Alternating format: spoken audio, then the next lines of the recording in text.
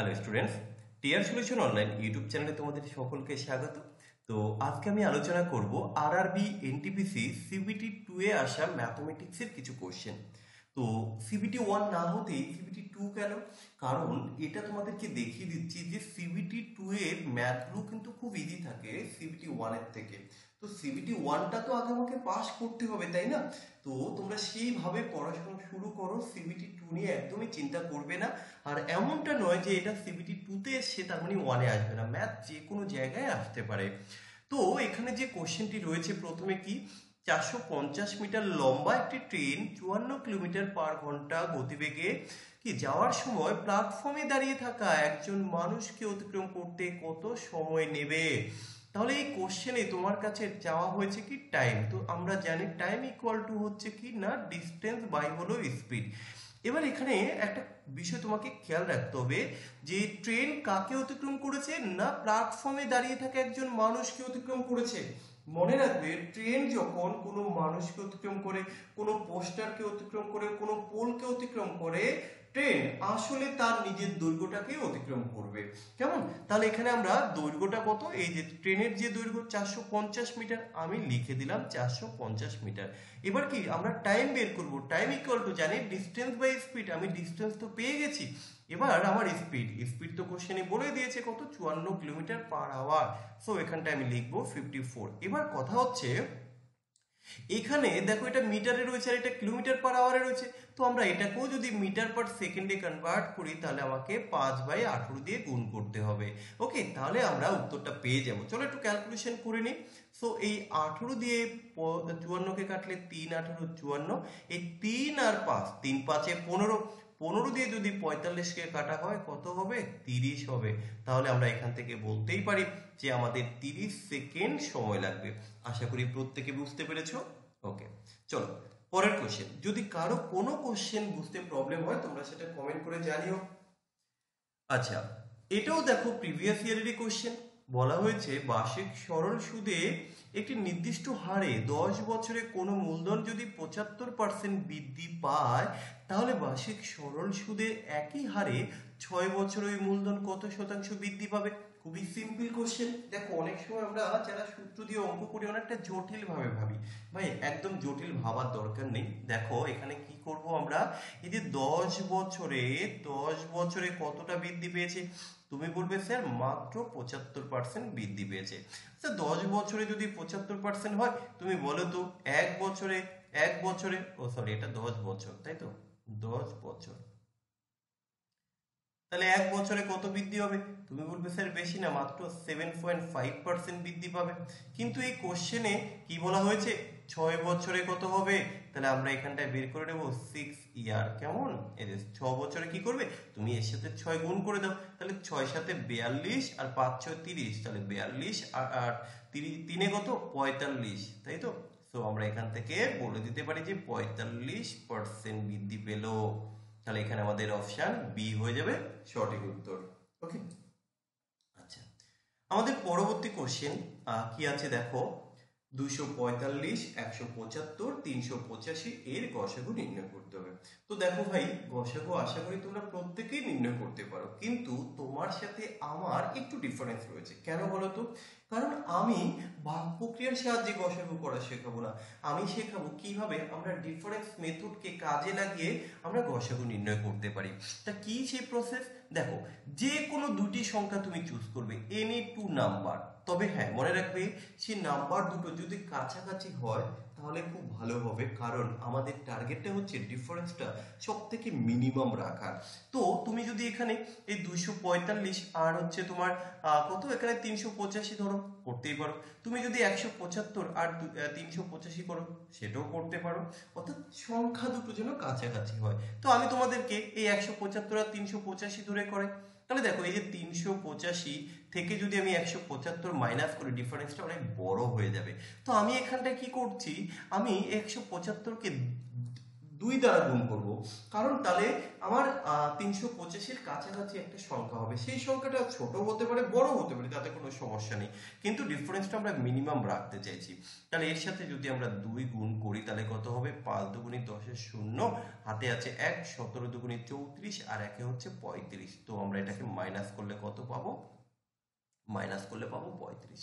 এবার এখানে একটা কথা আছে যে তাহলে এই যে 35 আমরা পেয়েছি, অপশানও তো 35 রয়েছে, তাহলে গসাগু কত হবে? গসাগু কি 35?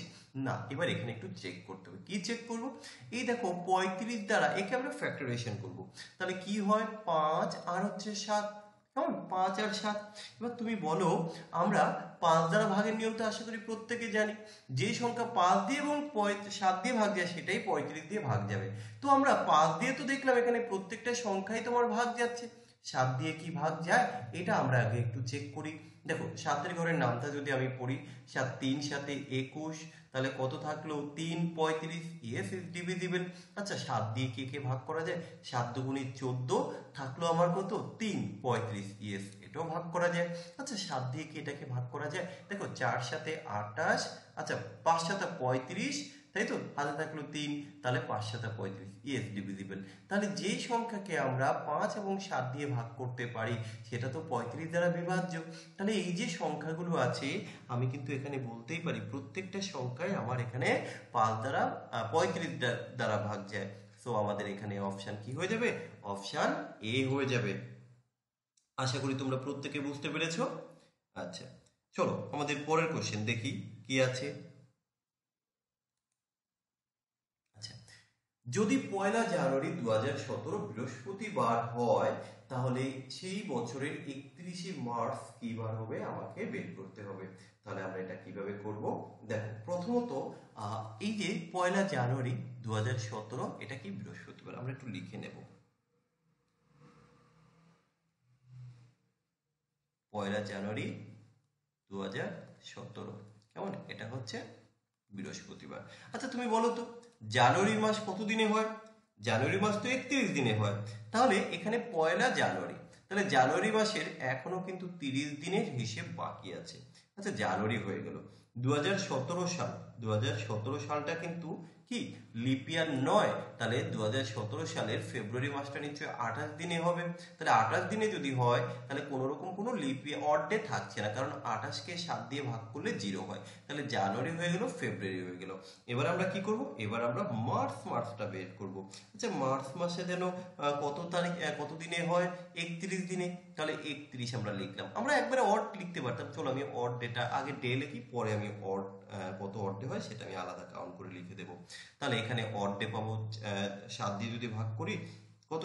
4 7 28, তাহলে 2 থাকবে, এখানে 0 থাকবে, এখানে 3 থাকবে, তাহলে টোটাল অড ডে কত হলো? টোটাল আমরা পেলাম 5। সো এবার আমরা এখানে কি করব? এই যে বৃহস্পতি তার সাথে আরো 5 যোগ করব, 1 2 3 4 5। তাহলে বৃহস্পতির সাথে 5 যোগ করলে কি হবে? বৃহস্পতি শুক্র শনি রবি সোম মঙ্গল। সো এখান থেকে আমরা অপশন বি উত্তর করলাম। আশা করি প্রত্যেকে বুঝতে পেরেছো। ওকে, আমরা পরবর্তী কোশ্চেনে যাচ্ছি। পরের কোশ্চেন কি আছে? একজন পুরুষ 20 দিনে একটি কাজ করতে পারে এবং একজন মহিলা 30 দিনে একই কাজ করতে পারে। তাহলে 2 জন পুরুষ ও 3 জন মহিলা কাজটি কত দিনে করবে? দেখো প্রথমত এখানে কি বলা হয়েছে যে একজন পুরুষ করে 20 দিনে এবং একজন মহিলা কাজটা করে 30 দিনে। তাহলে এখানে 2 জন পুরুষ আর 3 জন মহিলা কত দিনে করবে এটা জানতে চেয়েছি। আচ্ছা একজন পুরুষ তো তোমার 20 দিনে করে, একজন মহিলা তোমার 30 দিনে করে। আচ্ছা কতটা কাজ করবে আগে তুমি এলসিএম করো। এলসিএম করলে কত পাবে? এলসিএম করলে এখানে আসবে তোমার 60। তাহলে তাদের এফিসিয়েন্সি কত? এটা হচ্ছে আমাদের পুরুষ, এটা হচ্ছে আমাদের মহিলা, কেমন? তাহলে পুরুষের এফিসিয়েন্সি 3, মহিলার এফিসিয়েন্সি 2। এটা একজন পুরুষ একজন মহিলা, কিন্তু এখানে বলা হয়েছে 2 জন পুরুষ। তাহলে এক কাজ করো, এর সাথে তুমি 2 গুণ করো, আর 3 জন মহিলা, তাহলে এখানে 3 গুণ করো। এবার তুমি দেখো তো কত ইউনিট কাজ কমপ্লিট হয়েছে। তাহলে 3 দুগুণে 6, 3 দুগুণে 6, 6 6 12 ইউনিট কাজ কমপ্লিট করেছে। কিন্তু মোট কাজ তো আমার কত? এই যে মোট কাজ হচ্ছে 60 ইউনিট। তাহলে ওই 60 ইউনিট কাজ করতে কতদিন লাগবে? 60 দিয়ে 12কে 12 দিয়ে কাটলে 5 হয়। সো সো এখানে আমাদের অপশন বি হয়ে যাবে সঠিক উত্তর। আচ্ছা, পরের কোশ্চেন কি আছে দেখো, 0.17y ইকুয়াল টু 10.2। এখন তুমি এটা কি করবে, y ইকুয়াল টু বের করবে। y ইকুয়াল টু কি লিখবে না 10.2 ডিভাইডেড বাই 0.17। এখন ব্যাপারটা হচ্ছে এখানে দেখো শুধু একটু দশমিকের ব্যাপার, আর কিছুই না। এখানে এক ঘর আগে দশমিক আছে আর এখানে দু ঘর আগে দশমিক আছে। তাহলে একটা কাজ করতে পারি, দশমিকের পরে আমরা ঘর সমান করার জন্য এখানে দশমিকের পরে এক ঘর এখানে দু ঘর, তাহলে এখানে একটা শূন্য দিয়ে দাও। তাহলে দেখো দশমিকের পরে ঘর দুটো সমান হয়ে গেছে, এই দশমিক কিন্তু আর থাকলো না। এবার তুমি 17 দিয়ে কাটো, তো 17 দিয়ে কাটলে কত হয়, 6 17 102, তাহলে 60 হবে। সো অপশন বি হয়ে যাবে আমার এখানে সঠিক উত্তর। চলো পরের কোশ্চেন। আচ্ছা দেখো, পরের কোশ্চেন কি বলা হয়েছে, পর্যবেক্ষণগুলির সংখ্যাগুরু মান এবং গড়ের মধ্যে পার্থক্য। সংখ্যাগুরু মান বলতে কি, কোনো একটা সিরিজে যে সংখ্যাটা সর্বোচ্চ বা বারবার যার রিপিটেশন হয়েছে, তাই তো, যাকে আমরা ইংরেজিতে মড বলে থাকি, কি যে সংখ্যা রিপিটেশন সর্বোচ্চ বার হয় তাকে আমরা কি বলবো, সংখ্যাগুরু মান। তাহলে এখানে দেখো তো কোন সংখ্যা সব থেকে বেশি বার রিপিটেশন হয়েছে, 4 আছে। আচ্ছা এইভাবে তোমরা করবে যে 4 আছে কতবার, 4 তো শুধু একবার রয়েছে। আচ্ছা 5 কতবার রয়েছে, দেখো 1, এই 1 দুবার রয়েছে। আচ্ছা 6 কতবার রয়েছে, দেখো 6 একবার রয়েছে। 7 কতবার রয়েছে, 7ও একবার রয়েছে। 8 কতবার, 8ও কিন্তু একবার। 9 কতবার, একবার। 12 কতবার, 12 একবার, দুবার, তিনবার। তাহলে আমরা এখানে আমাদের সংখ্যাগুরু মান পেলাম কিন্তু 12। তাহলে এটা তো হয়ে গেছে। এরপর আমরা আর কি বের করব, এরপর আমরা বের করব যে এখানে গড় কত। গড় কিভাবে বের করতে হয় আশা করি প্রত্যেকে জানো। তো আমরা এই সমস্ত সংখ্যাগুলোকে যোগ করব। চলো একটু যোগ করেই দেখি কত হয়। দেখো যোগটা আমরা করে নিচ্ছি। তাহলে এই 12 আর এই 8 20, কেমন 20 আর হচ্ছে একটু সহজ দেখে করছি, 6 8 4 10 30।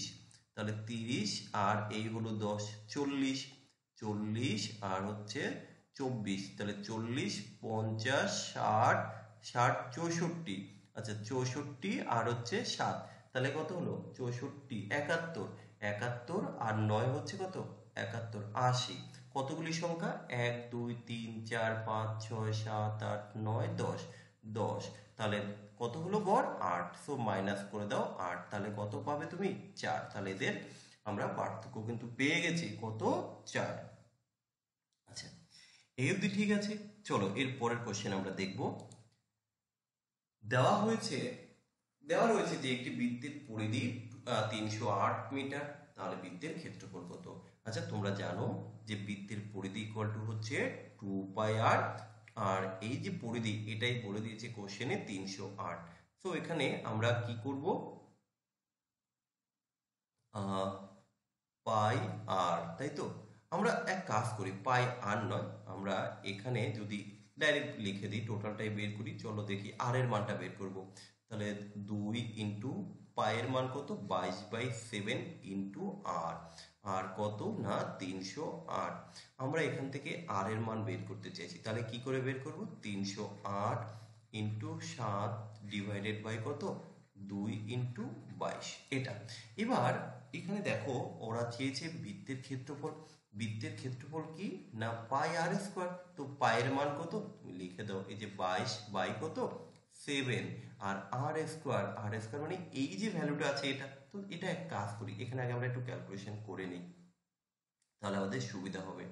আচ্ছা এখানে আমরা কত দিয়ে কাটবো, আমরা যদি একে 2 দিয়ে কাটি কত হয়, 2 দিয়ে কাটলে 2 15 54 হবে। আচ্ছা আমরা যদি 154কে 22 দিয়ে কাটি তাহলে কত হয়, একে যদি 22 দিয়ে কাটি 7 হবে। তাহলে 7 সাথে কত না 49। সো এখানটায় আমরা 49 ইন্টু 49 লিখে দেব। 7 দিয়ে কাটলে কত হবে 7 হবে। তাহলে আমাদের কত হলো 7 ইন্টু 22 ইন্টু 49, তাহলে কত হবে 6, তাই তো 7546। তো কোথায় আছে 7546, এই যে অপশন নাম্বার বি তে আছে। ওকে চলো নেক্সট কোশ্চেন আমরা দেখে নেব। একটি সংখ্যা 23.5% যদি 11.75 হয় তাহলে সংখ্যাটি কত? দেখো সংখ্যাটি আমি x ধরবো না, যাই হোক না কেন সংখ্যা, কিন্তু এটা তো ঠিক যে সেই সংখ্যা 23.5% এটাই হচ্ছে কত? এই 11.75। যদি তাই হয় তাহলে এখানে আমরা বের করতে পারি যে কি, তাহলে সংখ্যাটি কত? আমরা সংখ্যাটিকে যদি 100 ধরি তাহলে আমি এখানে 100% বের করলে আমার উত্তরটা চলে আসবে, তাই তো? তাহলে কি বললাম যে 23% ইকুয়াল টু হচ্ছে কত? 11.75। এবার ঐকিক নিয়মে তোমরা যদি করো তাহলে তোমাকে লিখতে হবে কি 11.75 ইন্টু 100 ডিভাইডেড বাই হচ্ছে 23.5।